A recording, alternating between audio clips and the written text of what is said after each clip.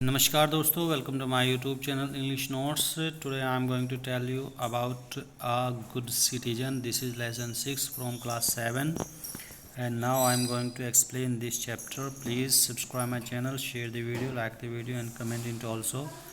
Let's start friends, not to delay.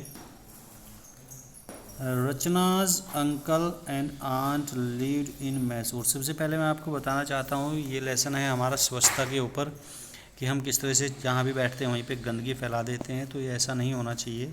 हम human being है, हमें अपने चारों ओर की स्वच्छता का ध्यान रखना चाहिए, साफ़ सुथरा अपना वातावरण को रखना चाहिए. इससे हमें फ़ायदा होगा, बीमारियों से बचे रहेंगे. तो यही सीख ये पाठ देता है. तो फ्रेंड्स, इसमें क्या है, Rachna's uncle and aunt lived in Mysore. Rachna के जो चाचा चाची है वो मैसूर में रहते थे. Rachna and her parents had gone to Mysore to spend their vacation with them. तो रचना और उसके माता पिताजी जो है वो मैसूर में गए और वो वहाँ पर गर्मी की छुट्टियाँ बिताने के लिए गए.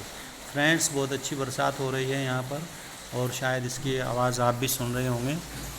तो फ्रेंड्स, बरसात का मज़ा भी लीजिए और लेसन को भी आप पढ़िए.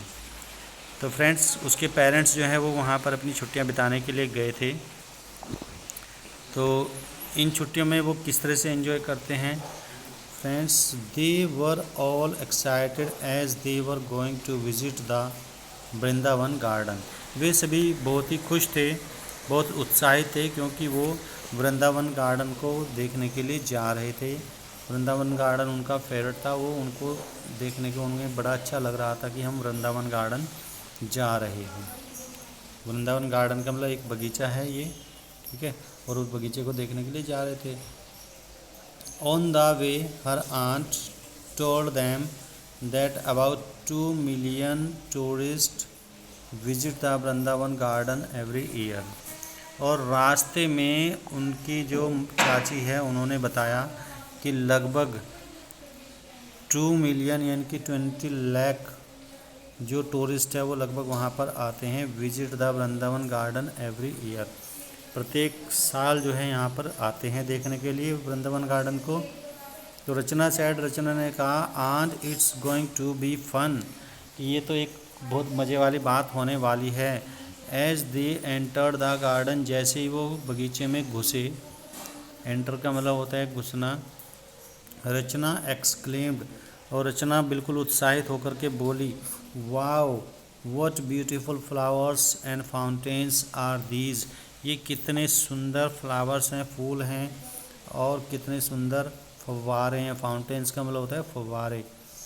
आई must make a bucket for myself, मैं अपने लिए इनमें से एक गुलदस्ता बनाऊंगी. बकेट का मतलब होता है गुलदस्ता.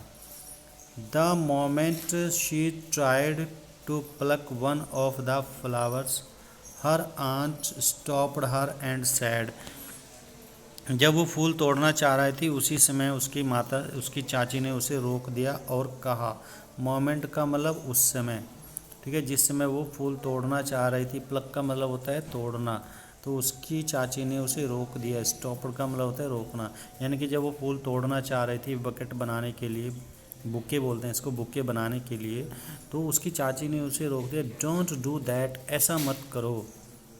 We should not pluck flowers, हमें फूलों को नहीं तोड़ना चाहिए, क्योंकि ये जो फूल होते हैं वो पेड़ पर ही अच्छे लगते हैं, खिले हुए अच्छे लगते हैं, तोड़ने के कुछ समय बाद वो मुरझा जाते हैं. तो इसलिए उसकी चाची ने उन्हें रोक दिया कि फूलों को मत तोड़ो. After taking a round of the whole garden, पूरे गार्डन का एक चक्कर लगाने के बाद, they set down to have snacks, वो नाश्ता करने के लिए बैठ गए. स्नैक्स का मतलब होता है नाश्ता. Aunt had bought popcorn, samosas, sandwiches and fruits for everyone. चाची ने सभी के लिए पॉपकॉर्न खरीदे, समोसा, सैंडविच और कुछ फल भी खरीद लिए.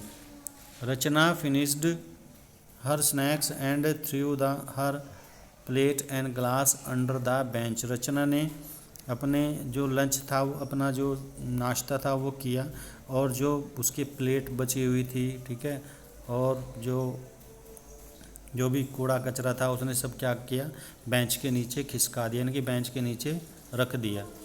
हर आंट पोलाइटली आस्क्ड, उसकी चाची ने विनम्रता से पूछा। पोलाइटली का मतलब होता है विनम्रता। विनम्रता से पूछा, उससे कहा, do you throw the waste under your study table और सोफ़ा एट होम टू, क्या तुम अपने घर में भी इस तरह से जो ये डिशेज़ हैं यानी कि जो कूड़ा कचरा है वो अपनी जो पढ़ाई की टेबल है उसके नीचे या फिर जो सोफ़ा होता है उसके नीचे फेंक देती हो? कि क्या तुम घर में भी ऐसा ही करते हो कि भैया तुमने खाया पिया और जो बचा वो अपनी टेबल के नीचे और सोफ़ा के नीचे फेंक दिया? तो Rachna, it is our duty to keep our surroundings public places like roads, parks, school, hospitals etcetera clean. ये हमारे कर्तव्य है कि जो हमारे चारों तरफ का जो वातावरण है, सराउंडिंग्स का मतलब वातावरण होता है, और जो एक प्रकार जो पब्लिक प्लेसेस होते हैं यानी कि जो खाली जगहें होती हैं, ठीक है, सरकारी स्थान होते हैं, जैसे रोड हो गया, पार्क हो गए, स्कूल हो गया, हॉस्पिटल हो गए, इन सब को हमें साफ़ सुथरा रखना चाहिए क्योंकि ये भी हमारे लिए ही बनाए गए हैं। तो we should treat the whole country just like our home, हमें अपने घर की तरह से ही पूरे देश को समझना चाहिए। Rachna quickly understood and collected the waste and threw them in a dustbin, Rachna ने तुरंत जो है उनको कूड़े कचरे को इकट्ठा किया वहाँ से और उसको डस्टबिन में फेंक दिया। कलेक्टेड का मतलब होता है इकट्ठा करना और अंडरस्टूड का मतलब होता है समझना, यानी कि रचना एकदम से उसकी बात समझ गई और उसने क्या किया, वो कूड़ा कचरा को डस्टबिन में फेंक दिया। After having the snacks they moved towards the musical fountains, और स्नैक्स यानी कि नाश्ता करने के बाद फिर एक म्यूज़िकल फाउंटेन था, फव्वारा था जिसमें से संगीत निकल रहा था, तो वो वहाँ पर गए। Where they enjoyed the light and sound show, और जहाँ पर उन्होंने मज़े उठाए उसके, जो उससे फव्वारे से प्रकाश रोशनी निकल रही थी और आवाज़ भी निकल रही थी, तो उसका मज़ा लुत्फ़ उठाया उन्होंने।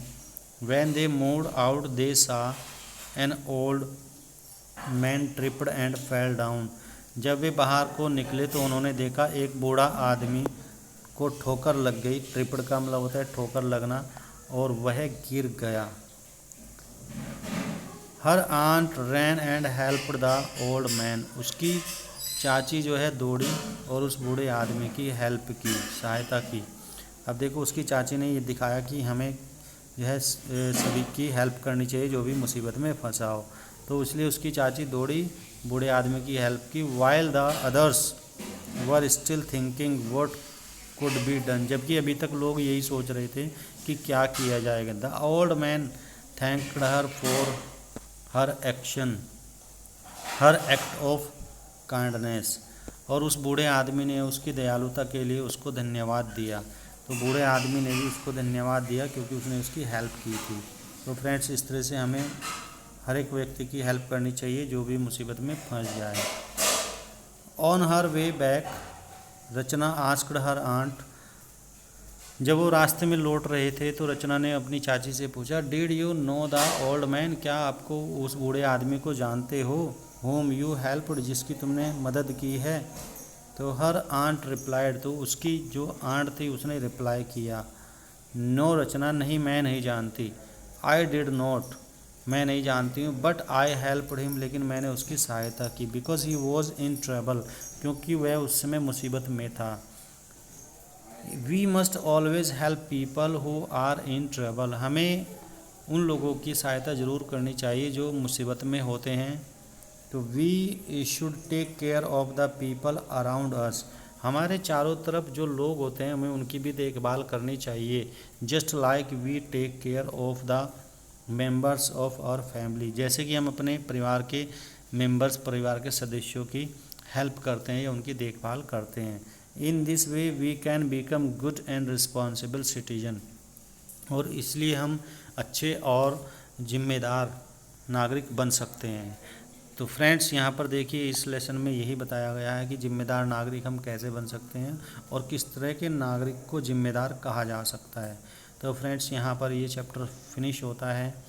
इसके नेक्स्ट पार्ट को अगर आपको आवश्यकता है तो ज़रूर बताइए। Thank you very much friends.